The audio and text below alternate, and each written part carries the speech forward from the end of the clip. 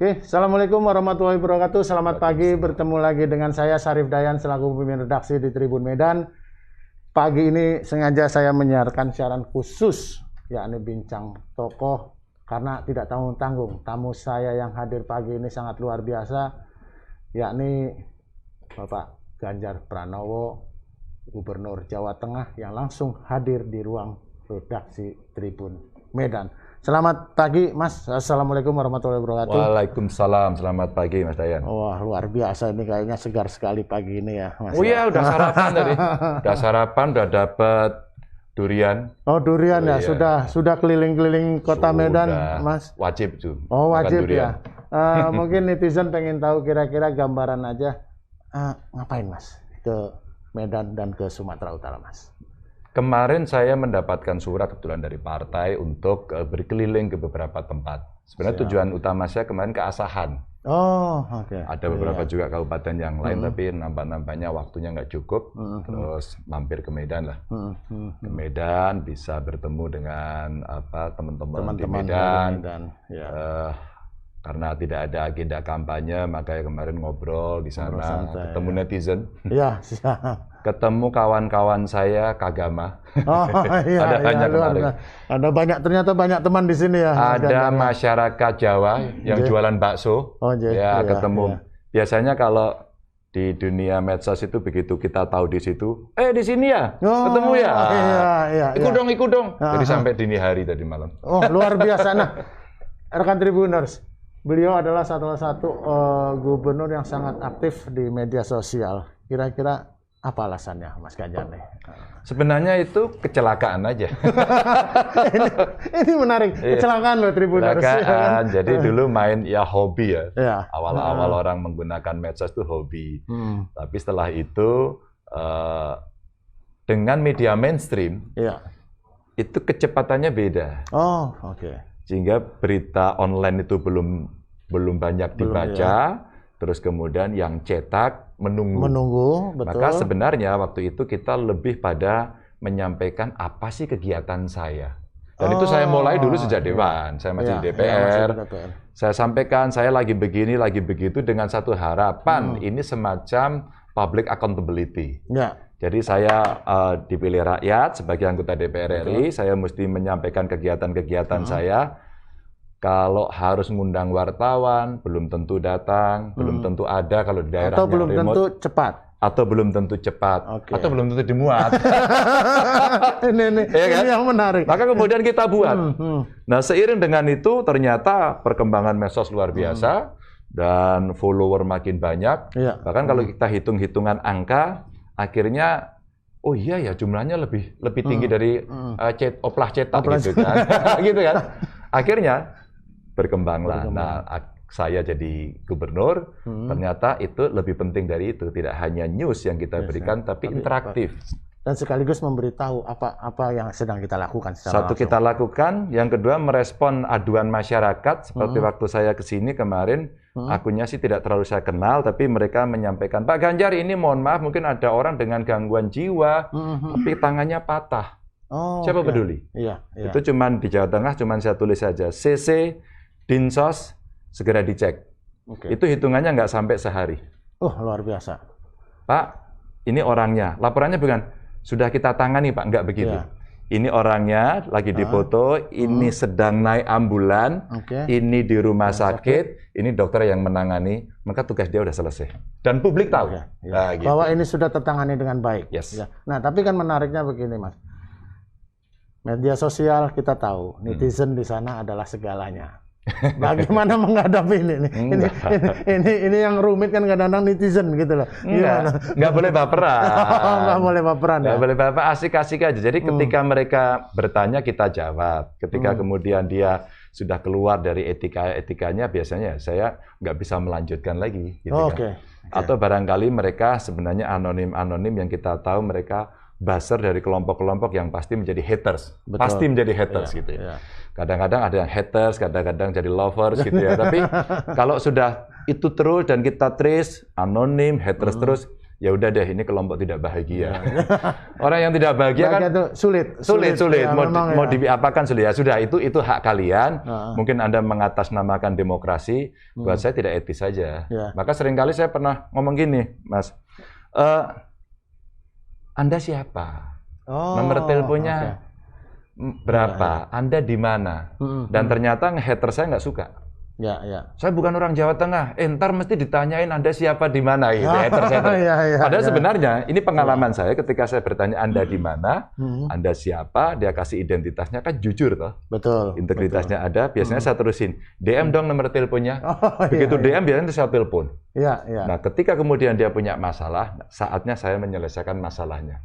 Jadi ada yang memang sekedar ingin mereka marah, tapi ada yang memang dia punya masalah ingin dibantu diselesaikan. Atau mereka ingin mencari perhatian dari Pak Gubernur. Ini betul. Kadang-kadang ingin cari perhatian, nunggu mereka direspon, dan kalau direspon, nah udah kegigit nih. Jadi saya dulu pernah, saya nggak tahu kalau itu robot. Jadi pada saat saya respon, ya Mas Ganjar ngapain respon robot? Nah, yang menariknya begini Mas.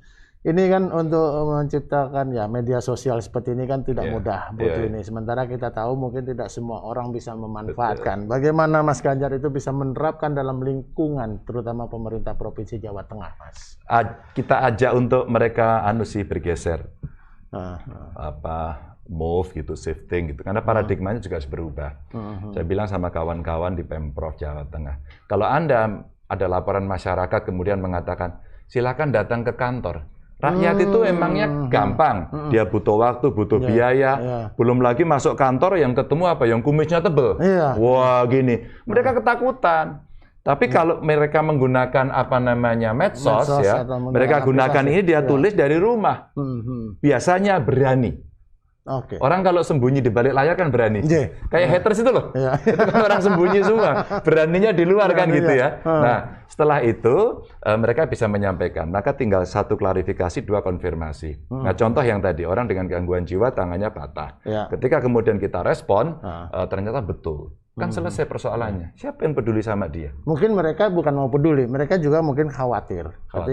Ketika melakukan seperti apa. Jadi mungkin dia punya sasaran. Luar biasa, ini sangat menarik sekali Mas. Makanya saya wajibkan, setiap dinas harus punya akun medsos dan harus menjawab maksimum 1 kali 24 jam. Kalau Anda nggak menjawab, maka akan masuk di dashboard saya, kelihatan. Kalau sampai 3 kali Anda nggak menjawab, kayaknya kursi Anda akan hilang gitu. Luar biasa. Gitu. Tapi pelayanannya kan cepat pelayanannya jadi cepat. Saya memang cukup mengakui, kebetulan saya sudah beberapa kali mengunjungi Jawa Tengah dan luar biasa pertumbuhannya. Kita tahu sentra Jawa Tengah lebih pada ekonomi dan pertanian, tapi sekarang justru Jawa Tengah lagi booming pariwisata. Konsep pariwisata ini kok tiba-tiba muncul gimana nih? Tidak tiba-tiba, sebenarnya sudah banyak potensinya, tapi banyak anak kreatif. Masyarakat setempat yang kreatif. Nah, saya buzzer aja. Saya buzzernya dia. Jadi ketika kemudian ketemu mereka, desanya bagus gitu kan, dia punya destinasi yang artificial bagus atau yang alam bagus, atau sekedar unik. Unik ya, keunikan ini kan penting. Orang bisa melihat kultur, orang bisa melihat pengalaman. Nah, pada saat itu dia sampaikan. Kalau dia sampaikan, loh ini menarik, ini butuh narasi. Ini butuh dikomporin, ini butuh buzzer. Nah, pada saat itulah kemudian kita angkat, dan di seluruh Indonesia, saya kira seluruh dunia juga booming. Orang pengen pariwisata, orang nggak punya duit sekarang wisata. Dengan caranya. Orang yang suka alam dia akan datang. Yang suka artificial biasanya punya duit, punya waktu, dia nabung. Jadi pariwisata sekarang tidak lagi tersier ini. Sudah semacam primer plus lah gitu. Dan bagaimana dengan Jawa Tengah sendiri? Nah, sekarang ada desa-desa wisata. Keren loh Mas. Desa wisata itu sampai kawan-kawan DPR di Jawa Tengah juga bicara sama kita, akhirnya kita buatin perda. Untuk desa wisata kita bantu 1 miliar. Konsep desa wisata seperti apa Mas? Ini mungkin menarik supaya bisa menjadi aspirasi buat kita gitu. Sebenarnya desa itu punya sesuatu, kulturnya dia punya, alamnya dia punya, yang artifisial dia punya, kreativitas anak-anak muda dan tua juga itu punya. Maka kekhasan ini bisa dijual. Ada desa apa ya namanya? Sepakung. Kabupaten Semarang. Dia hanya punya tebing, biasanya dipakai untuk panjat tebing. Tahu nggak dikasih tangga, dikasih judul Ondo Langit, tangga langit. Iya, tangga. Dan orang hanya begitu lewat, balik lagi menjual kegemetaran, ketakutan gitu kan. Ketakutan saja. Laku, Mas. Luar biasa. Di Borobudur sebelahnya ada Swarga Bumi. Oke. Swarga Bumi itu sawah kecil, disewa oleh pengusaha. Saya sewa ya tanahnya, tapi tetap kamu tanemin. Hasilnya kamu ambil, airnya nggak ada, saya bikin sumur untuk jadi padinya itu disiram, disiramin. Bukan di air ya? Bukan disiramin. Jadi. Nah, setelah itu tumbuh terus, di tengahnya hanya dikasih semacam jembatan kecil, hanya untuk foto. Dan itu laku? Membludak, bukan laku lagi, membludak. Pada saat saya masukkan di IG saya, mereka langsung cerita. Saya datang ke sana, saya sepedaan, kebetulan ada artis ikut sepedaan, saya ajak, Mbak mau nggak ke sana? Lalu saya tanya satu-satu, Mas. Ibu tahu ini dari mana? Dari IG Pak Ganjar. Ibu dari mana? Dari Bandung. Ibu dari mana? Dari Batam. Loh, semua ternyata IG, medsos tadi itu, bisa diangkat, desa punya pariwisata, nah kita ketemu. Nah setelah ini kita naikkan, sebenarnya itulah menjadi kekuatan wisata di masing-masing desa dan income. Iya. Sebenarnya gitu. Dan kekuatan medsos itu tadi sangat penting berarti ya? Oh, saya setiap minggu, Mas, saya jualan lewat IG saya, hashtagnya Lapak Ganjar. Oh gitu. Apa yang dijual? Yang dijual adalah hasil karya warga UMKM. Oke. Kemarin kita lebarkan karena saya pergi ke Jawa Timur, orang Jawa Timur bilang gini, Mas, jangan Jawa Tengah aja dong, boleh dong kita jualan. Nah kemarin ini produk dari Jateng dan Jatim. Iya. Berarti besok saya bisa juga ya, boleh. Mas. Jangan Jateng dan Jatim aja. Oke. Sumut juga dong. Oh, boleh. Ini, boleh. Rekan Tribuners, yang menarik dari Pak Ganjar ini adalah beliau merupakan sosok yang penuh aspirasi ya. Luar biasa sekali bahwa perjalanan hidup beliau untuk bisa sampai ke duduk menjadi seorang gubernur 2 periode ini luar biasa. Bahkan difilmkan. Anak Langit. Kira-kira aspirasi apa? Kita tahu bahwa Pak Ganjar itu sudah melewati lah. Di Wikipedia sudah sangat ini sekali, di banyak catatan bahwa Pak Ganjar melewati masa yang sangat sulit untuk bisa duduk sampai saat ini. Kira-kira motivasi apa yang bisa Pak Ganjar sampaikan terutama untuk masyarakat, untuk rekan Tribuners, dan terutama untuk kaum muda, Pak Ganjar? Bekerja terus ikhlas membangun integritas, dan tentu berdoa. Karena sebenarnya orang bilang kalau kamu punya cita-cita tinggi ya setinggi mungkin, itu bukan tidak mungkin. Tinggal kamu kerjanya terus, kerjanya bagus, kerjanya ikhlas, penuh integritas, selalu doa, minta restu orang tua, tentu itu akan memudahkan jalan kita. Tapi seandainya tidak, ya mungkin takdir. Tapi kalau nasib kita hari ini merasa nggak bagus, ya kita sendiri rubah. Ya saya dari keluarga miskin, kalau saya nggak kuliah mungkin nggak nyampe. Ya meskipun kuliah bukan cara satu-satunya. Tapi untuk bayar kuliah, nasibnya orang miskin nggak bisa. Diajari orang tua jualan bensin, diajari masak sendiri, nyuci sendiri. Ternyata masak sendiri, nyuci sendiri, jualan bensin, itu adalah pendidikan kehidupan, life skill kan. Punya keterampilan kita kan. Ada edukasinya kita punya, akhirnya ya jangan baperan, jangan ngeluh, ya jangan dikit-dikit protes, terima saja. Gitu. Ini yang menarik rekan Tribuners, jangan sedikit-sedikit baperan dan jangan sedikit-sedikit protes.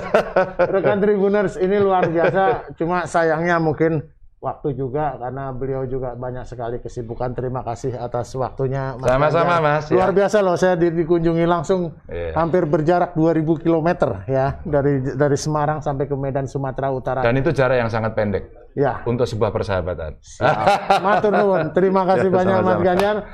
Rekan Tribuners, semoga obrolan kita pagi ini bisa menjadi manfaat bagi kita semua. Amin. Dan bisa menjadi berkah. Sukses untuk teman-teman semua, sukses untuk kita.